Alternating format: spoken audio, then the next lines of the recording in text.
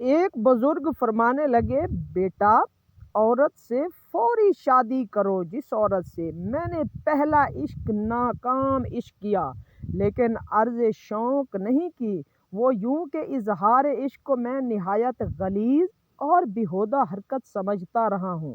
ناف سے نیچے کی محبت اور ناک سے اوپر کی انائیں دونوں ہی ضلالت دیتی ہیں۔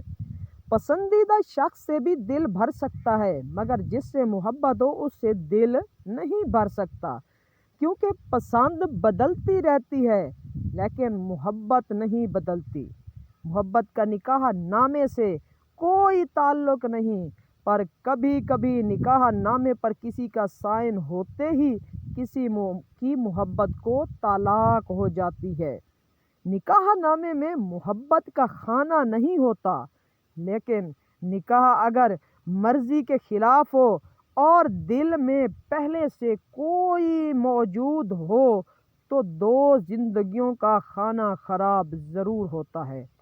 آج کل لوگ چاہتے ہیں کہ رشتے بھی سمارٹ فون کی طرح ہو، دل کریں تو خوب لطف اندوز ہو اور دل کریں تو سائلنٹ موڈ پر چھوڑ دیں۔